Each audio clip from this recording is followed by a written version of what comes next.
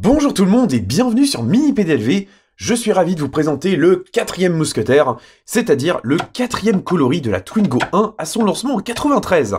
Une miniature signée Solido que j'aime beaucoup, je vous ai déjà présenté en rouge corail juste là. Aujourd'hui, on découvre le 4e coloris de lancement. C'est une miniature que j'attendais avec comme une certaine impatience parce que j'aime beaucoup cette couleur. Comme d'habitude, sans plus attendre, découverte en musique en première partie. Deuxième partie, je vous parle un petit peu de l'histoire de la Twingo. Troisième partie, on décortique cette miniature. Est-ce qu'elle tient ses promesses? On commence en musique, go!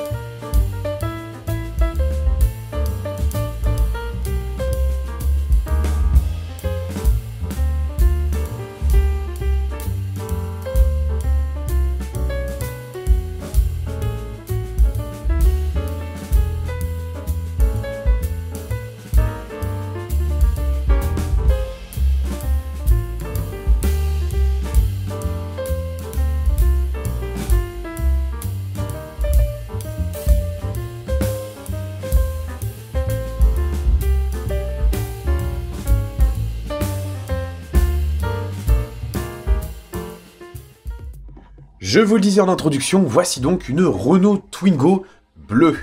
Alors, on va remonter un petit peu le temps. Dans les années 70, Renault cherche une petite voiture pour remplacer la 4L. À cette époque-là, on cherchait vraiment à renouveler un petit peu le segment et à proposer un modèle qui soit à la fois compact et très modulaire. Cela prend la forme de divers concept cars qui seront développés dans le courant des années 80, jusqu'au développement du projet W60, qui est tout simplement, en fait, le prototype, entre guillemets, avant l'heure, de la Twingo. À cette époque-là, il y a déjà eu de nombreux prototypes qui ont été réalisés. Vraiment, c'est assez impressionnant. Il y a eu ça, ça, ça, ou encore ça. Et tous ces modèles-là, ils avaient un point commun, c'est qu'ils remplissaient un cahier des charges assez complexe pour l'époque.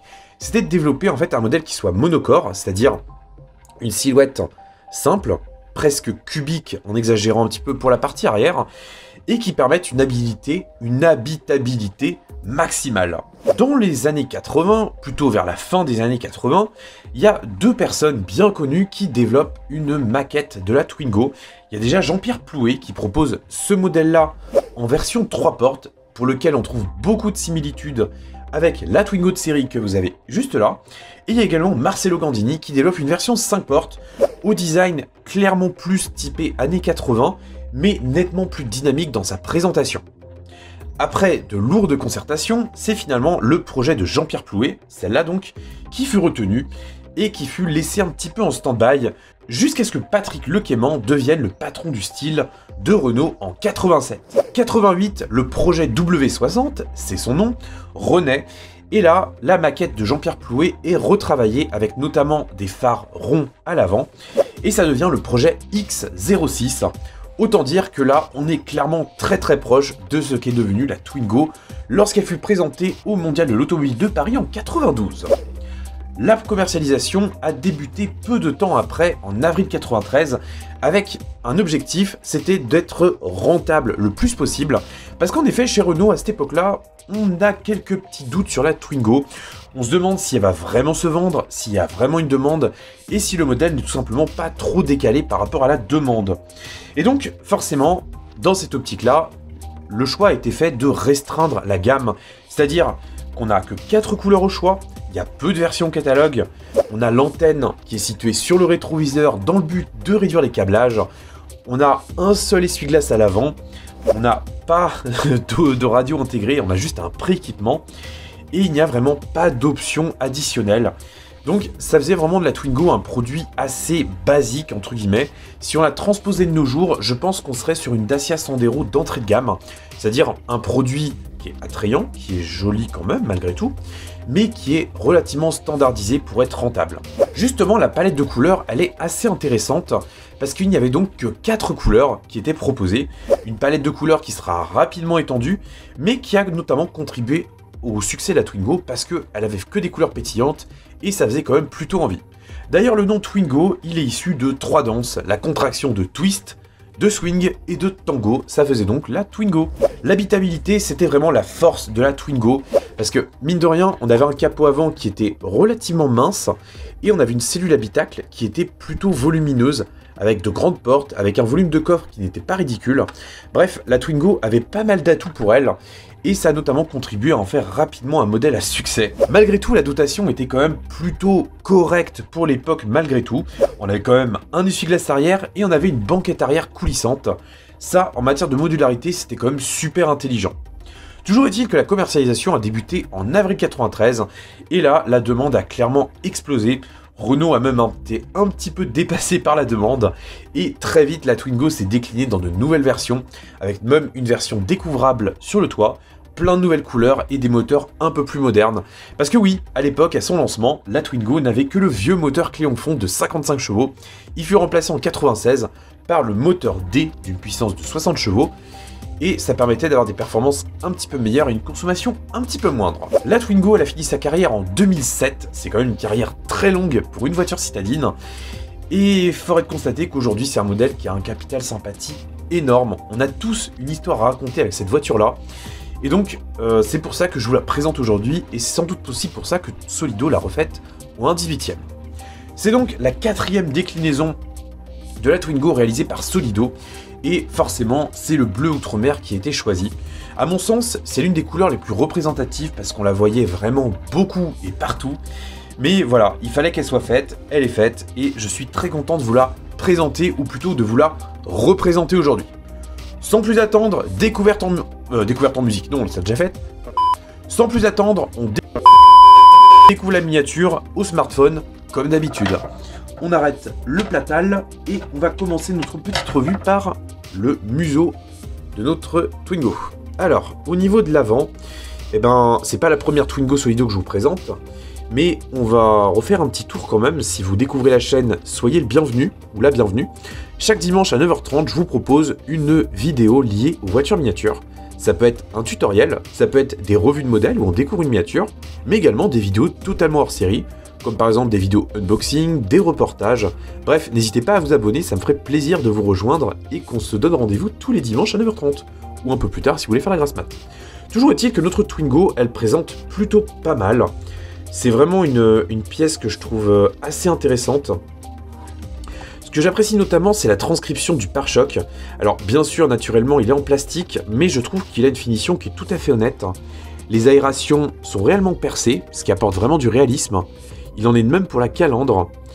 Le support de plaque est plutôt joli aussi. D'ailleurs, si vous voulez faire une des plaques d'immatriculation personnalisée, vous avez un tutoriel ici. On a également le crochet qui est présent juste là, qui est peint en couleur carrosserie. La miniature est vraiment très bien exécutée dans son ensemble. Ce pare-choc-là, c'est une vraie bonne surprise. Les phares sont plutôt jolis aussi. On a des points de fixation qui sont disposés ici et là. Ça rend quand même plutôt pas mal, d'autant plus que les fixations sont au final assez discrètes. D'ailleurs, si vous ne le savez pas, cette Twingo-là, on peut la repeindre assez facilement. Vous avez également un tutoriel ici. Au niveau du capot, alors on a les 3 aérations qui apparaissent naturellement ici. Elles sont plutôt basiques, elles n'ont pas de finition particulière, mais elles ont le mérite d'être là, ça fait le travail. On a également le mono essuie-glace qui apparaît naturellement sur le pare-brise. Alors pour l'anecdote, la Twingo 1 n'a été proposée qu'en conduite à gauche uniquement. Fait sympa aussi, Solido a reproduit la vignette de 93. Ça, c'est le genre de petit détail que j'adore. Au niveau du profil, eh bien, on remarque tout d'abord des enjoliveurs de roues qui sont très réussis, parce qu'ils ont vraiment un dessin qui est fidèle à l'origine, et ce qui est le plus génial, vous ne le savez peut-être pas, c'est qu'on peut retirer les enjoliveurs de la Twingo. Allez voir ça après la vidéo, vous ne regretterez sans doute pas votre passage. On a également des catadioptres latéraux, qui sont bien exécutés également. Les ajustements de porte sont aussi plutôt bons dans l'ensemble, j'ai pas à m'en plaindre. Les rétroviseurs, pas de mauvaise surprise non plus, c'est simple mais efficace. Et surtout, on a l'antenne de toit que l'on distingue sur l'embase du rétroviseur. De l'autre côté, c'est plutôt pas mal aussi, le miroir a été assez bien appliqué. Les ajustements sont corrects sans être excellents. On va dire les choses comme elles sont. Ça va. Les vitres ont des reflets qui sont plutôt bons aussi. Elles sont assez épaisses, ce qui donne vraiment un sentiment de qualité. Les feux arrière sont intéressants aussi. Alors, ils sont différents à gauche et à droite, parce que tout simplement, le feu de recul se trouve à droite sur les Twingo de première génération. Globalement, la modélisation du popotin est plutôt réussie, c'est assez bien exécuté. On retrouve la même rigueur qu'à l'avant, c'est-à-dire du plastique qui est simplement délimité proprement. On retrouve bien le volume, donc c'est assez intéressant. Au niveau de l'arrière, c'est plutôt bon. Malheureusement, petit regret, c'est que la plaque d'immatriculation et les supports de plaque sont beaucoup trop grands. Ça devrait faire 5 mm de moins en tout. Donc c'est le petit détail, parce qu'en fait les plaques sont beaucoup plus grandes et c'est un petit peu dommage. Mais hormis ça, ça reste quand même tout à fait honnête. L'essuie-glace arrière est plutôt bien. La lunette arrière est également bien rapportée. Là encore, j'apprécie le fait que Solido ait rapporté les différents petits stickers d'époque. Ça, c'est génial niveau réalisme. Le petit sigle Twingo apparaît également à l'arrière, sur la malle de coffre. Donc ça, c'est très bien aussi. Côté droit, pas de surprise non plus, à la différence qu'on ne retrouve pas d'antenne sur le rétroviseur, et qu'on a naturellement la trappe à carburant qui est rapportée juste là. La peinture, globalement, dans l'ensemble, elle est plutôt pas mal. On a un petit peu de peau d'orange, mais c'est tout à fait acceptable. On est quand même dans la bonne moyenne de ce que propose Solido d'habitude. Au niveau du plafond, du toit, ça reste également très correct. On est sur une finition qui est plutôt bonne. On a les rails qui ont été rapportés en noir. On a également la petite nervure en défonce sur le capot, sur le toit. Donc non, c'est tout à fait correct. La forme de la vitre arrière me paraît peut-être un petit peu cubique à cet endroit-là, mais là c'est peut-être une impression parce que je pense qu'il y a un scan 3D qui a été fait. Donc globalement, voilà, on reste sur une miniature qui est tout à fait honnête. Au niveau du châssis, bon, il n'y a rien d'exceptionnel à en voir, mais ce qui est sympa, c'est qu'on retrouve les étriers de frein sur les disques, et on perçoit bien que l'intérieur de la jante est noir, ce qui justifie le fait qu'on ait des enjoliveurs qui soient rapportés, et surtout qui soient amovibles. La ligne d'échappement est simple, on perçoit le silencieux, qui est là, le kata, bref, c'est plutôt honnête dans l'ensemble. À l'arrière, on trouve également des freins à tambour, donc là, encore une fois, niveau fidélité, c'est très bon. Donc j'ai trop rien à en dire, c'est une belle miniature, simple mais efficace. Maintenant, on va pouvoir passer à la découverte de l'habitacle. Alors, ce qui est sympa sur ce coloris-là, c'est qu'on a une Twingo qui est de couleur bleue.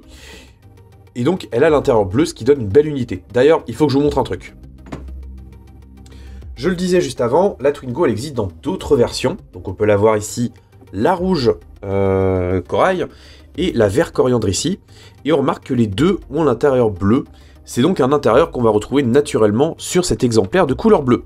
Allez, on passe à l'intérieur. Et d'ailleurs, j'en profite également pour vous montrer que, vous voyez, les enjoliveurs peuvent être retirés. Et ça donne naissance à une jante tôle qui est plutôt pas mal faite.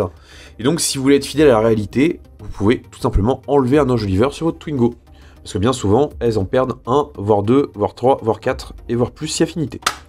Oups. Donc, on voit bien qu'on est sur des charnières qui sont assez solides, et surtout des charnières qui sont inclus dans la carrosserie, ce qui apporte du réalisme. D'ailleurs là, on voit qu'il y a des petits résidus de plastique, c'est pas très grave. Et donc maintenant, on va passer aux contreportes. Alors les contreportes, ça c'est une partie que j'aime bien. Je trouve que Solido les a très bien travaillées. On a des parties qui sont peintes couleur carrosserie, on a beaucoup de gris clair. On a également les petites touches de jaune-vert au niveau des poignées et des manivelles de vitre. Donc tout ça, ça apporte un bon niveau de réalisme. Alors ce qui est agréable avec cette miniature là, c'est qu'on n'a que deux ouvrants certes, mais c'est des grands ouvrants, ce qui permet de bien faire notre commère et de voir un petit peu tout. Bon, décidément, cette porte est vraiment capricieuse. Voilà. Alors le volant, je le trouve plutôt réussi, donc là on est sur le volant des premières phases, c'est-à-dire les modèles 93 qui n'ont, sauf erreur de ma part, pas les airbags encore. On a également la console centrale qui est assez bien rapportée, les différentes commandes sont bien là, on a les aérateurs qui sont là aussi. On a l'espèce de gros champignon qui fait office de bouton pour les warnings.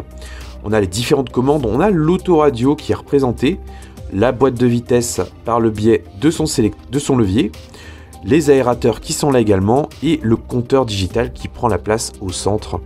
On a même le kilométrage qui apparaît, en l'occurrence ce modèle-là, à 126 971 bornes.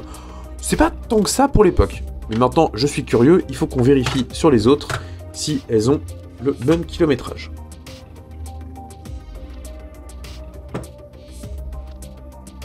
Oui, ok. Bon, c'est un peu logique. Au niveau des sièges, eh ben, c'est également pas mal. La texture est bien rapportée. Vraiment, c'est pas mal du tout. C'est simple mais efficace. On a des ajustements qui sont pas exceptionnels, hein, très clairement. Mais c'est largement acceptable pour le prix de la miniature. À l'arrière, on retrouve la même rigueur. Donc c'est vraiment pas mal du tout. J'ai pas l'impression que les ceintures de sécurité aient été rapportées. De toute manière, je vous conseille pas forcément d'avoir un accident en Twingo 1. De l'autre côté... Bon, c'est pas mal aussi, les pédales sont en volume. On a même la commande pour régler la hauteur du volant, des petits rangements. Enfin, vraiment, c'est pas mal du tout en matière de réalisme. Là, on a un petit truc orange, j'arrive pas à voir ce que c'est exactement. On a ça sur les autres ou pas? Voyons voir. Comme je vous l'ai dit, les miniatures, je les découvre en même temps que vous. Donc, des fois, j'ai des surprises. Ah non, c'est bon, c'est pareil sur toutes. Ok.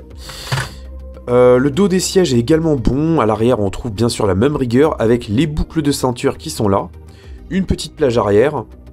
Enfin, vraiment, c'est une miniature qui me plaît beaucoup. Parce que justement, elle est homogène, elle est simple mais efficace. Et surtout, bah, c'est un modèle qui est plutôt rare à l'échelle d'un 18ème. Parce que No Rêve a également fait la sienne. Mais je dois vous avouer que j'ai quand même une petite préférence pour celle de Solido, que je trouve un petit peu plus homogène dans l'ensemble. Voilà un petit peu ce que je pouvais vous dire sur cette Twingo de Solido à l'échelle 1/18ème. Donc c'est une miniature bien exécutée, qui existe en plusieurs coloris, mais qui vraiment est honnête dans son ensemble. D'ailleurs, le prix de vente de cette miniature-là, c'est comme d'habitude, 44,95 €, prix maximum conseillé. Donc c'est un prix qui est largement acceptable pour une miniature 1/18ème qui est homogène dans l'ensemble. Si vous voulez la commander, je vous mets comme d'habitude un lien en description, n'hésitez pas à vous l'offrir, vous ne regretterez pas, j'ai pas de doute là-dessus. Sur ce, moi je vous retrouve dimanche prochain pour une prochaine vidéo. Prenez soin de vous et de votre famille, conduisez pas comme des pirates, surtout en ville. Salut! Allez, on se casse.